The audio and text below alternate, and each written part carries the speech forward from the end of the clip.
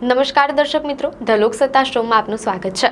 આજે તમને ઉડ્ડયન ઇતિહાસના એક નવા માઇલસ્ટોન વિશે માહિતી આપવા જઈ રહ્યા છીએ। નાસાએ એક અદ્યતન સુપરસોનિક જેટનું સફળતાપૂર્વક પરીક્ષણ કર્યું છે, જેની વિશેષતા એ છે કે તે ધ્વનિની ગતિથી પણ વધુ ઝડપે ઉડાન ભરવા છતાં જ્યારે તે સાઉન્ડ બેરિયર તોડે છે ત્યારે તેમાંથી આવતો અવાજ લગભગ નહિવત હોય છે। આ જેટને X-59 જેટ નામ આપવામાં આવ્યું છે। સામાન્ય રીતે જ્યારે કોઈ વિમાન ધ્વનિની ગતિને વટાવે છે ત્યારે એક જોરદાર વિસ્ફોટ જેવો અવાજ સોનિક બૂમ આવે છે, જે જમીન પર ખૂબ જ ખલેલ પહોંચાડે છે। પરંતુ X-59 ની રચના એવી રીતે કરવામાં આવી છે કે આ વિસ્ફોટનો અવાજ ઘટીને માત્ર કારનો દરવાજો બંધ થાય તેટલો ધીમો થઈ જાય છે। મંગળવાર 28 ઓક્ટોબરે અમેરિકાના સાઉથ કેલિફોર્નિયાના રણમાં તેની પ્રથમ પરીક્ષણ ઉડાન સફળતાપૂર્વક પૂર્ણ થઈ। આજે આપણે આ પ્રાયોગિક વિમાનની વિશેષતાઓ, તેની ઉડાનની ગતિ અને ઉડ્ડયન ક્ષેત્ર પર તેની સંભવિત ક્રાંતિકારી અસર વિશે વિગતવાર વાત કરીશું। નાસાનું આ પ્રાયોગિક વિમાન X-59 ધ્વનિ અવરોધને તોડવા માટે ખાસ કરીને ડિઝાઇન કરવામાં આવ્યું છે। તેની પ્રથમ પરીક્ષણ ઉડાન મંગળવાર 28 ઓક્ટોબરે સૂર્યોદયના લગભગ 1 કલાક પછી યોજવામાં આવી હતી। મીડિયા અહેવાલો અનુસાર આ જેટ લોસ એન્જલસથી લગભગ 100 કિલોમીટર દૂર પામડેલ ખાતેની લોકહીડ માર્ટિન સ્કંક વર્કર્સ ફેસિલિટીના રનવે પરથી ઉડાન ભરી હતી। આ જેટની લંબાઈ તેની નોઝ આગળના ભાગથી લઈને પૂંછડી સુધી 100 ફૂટ 30 મીટરથી પણ ઓછી છે।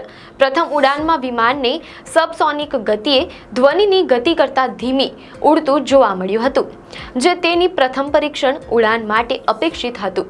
મીડિયા અહેવાલો અનુસાર લોકહીડ માર્ટિનના પ્રવક્તાએ ઈમેલ દ્વારા આ ઉડાનની સફળતાની પુષ્ટિ કરી અને તેને મહત્વપૂર્ણ વિમાન માઇલસ્ટોન ગણાવ્યો।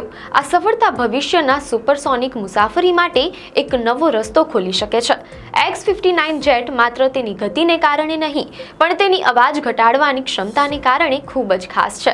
સામાન્ય રીતે સુપરસોનિક વિમાન જ્યારે મેક 1 ની ગતિને વટાવે છે ત્યારે વાયુના દબાણમાં અચાનક થતા ફેરફારને કારણે એક જોરદાર સોનિક બૂમ થાય છે, જે જમીન પરના લોકો માટે એક મોટો ધડાકો અથવા વિસ્ફોટ જેવો અનુભવ કરાવે છે। પરંતુ X-59 ની અનન્ય રચના, ખાસ કરીને તેનો લાંબો અને પાતળો આગળનો ભાગ, આ દબાણની તરંગોને વેરવિખેર કરી નાખે છે।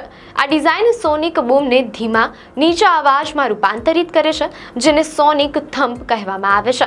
આ સોનિક થમ્પનો અવાજ એટલો ધીમો હોય છે કે તે કારના દરવાજા બંધ થવા જેટલો જ હોય છે। મીડિયા અહેવાલો અનુસાર આ જેટ 16,764 મીટરની ઊંચાઈ પર 1,490 કિલોમીટર પ્રતિ કલાક અથવા મેક 1.4 ની ક્રૂઝિંગ ગતિ સુધી પહોંચવા માટે સક્ષમ છે, જે સામાન્ય એરલાઇનર કરતાં 60% વધુ ઝડપી છે। જો X-59 જેટના પરીક્ષણો સંપૂર્ણપણે સફળ થાય છે તો તે વૈશ્વિક ઉડ્ડયન ક્ષેત્રમાં એક મોટી ક્રાંતિ લાવી શકે છે। ભૂતકાળમાં મોટા ભાગના દેશોમાં જમીન પર સુપરસોનિક ઉડાન પર પ્રતિબંધ મૂકવામાં આવ્યો હતો, કારણ કે સોનિક બૂમનો અવાજ ખૂબ જ ત્રાસદાયક હોય છે અને ઘરોને નુકસાન પહોંચાડી શકે છે। કોન્કોર્ડ જેવું પ્રખ્યાત સુપરસોનિક વિમાન પણ આ જ કારણોસર નિષ્ફળ ગયું હતું, પરંતુ X-59 ના આ અવાજ ઘટાડવાના ચમત્કારને કારણે ભવિષ્યમાં વ્યાવસાયિક સુપરસોનિક મુસાફરી માટેનો માર્ગ ખુલી શકે છે।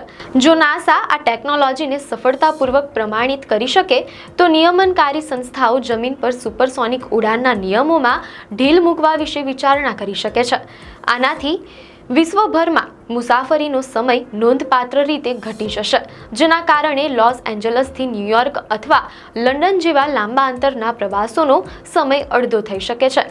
X-59 ની પ્રથમ ઉડાન એ માત્ર શરૂઆત છે। નાસાની યોજના હવે આ જેટનું લાંબા ગાળાનું અને વ્યવસ્થિત પરીક્ષણ કરવાની છે।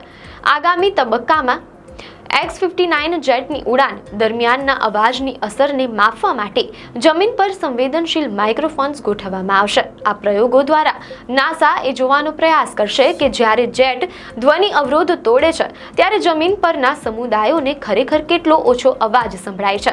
જો આ પ્રયોગો સફળ થાય છે અને નાસા સાબિત કરી શકે છે કે X-59 જેટનો અવાજ ખરેખર ઓછો છે, તો આનાથી વિમાન ડિઝાઇન કરનારાઓને સુપરસોનિક વિમાનો બનાવવા માટે પ્રોત્સાહન મળશે, જે ભવિષ્યની મુસાફરીને ઝડપી, શાંત અને વધુ કાર્યક્ષમ બનાવશે। નાસાનું X-59 જેટ એ ઉડ્ડયન ટેકનોલોજીના ઇતિહાસમાં એક મોટું પગલું છે. ધ્વનિની ગતિને અવાજ વિના વટાવવાની આ ક્ષમતા માનવીય ઉડાનના ભવિષ્યને સંપૂર્ણપણે બદલી શકે છે. આ નવીન પ્રયોગો સાબિત કરે છે કે વિજ્ઞાન અને એન્જિનિયરિંગ દ્વારા અશક્ય લાગતી સીમાઓને પણ વટાવી શકાય છે. આપને માહિતી સારી લાગી હોય તો વિડીયોને લાઈક અને શેર કરજો, ચેનલને સબસ્ક્રાઇબ કરજો.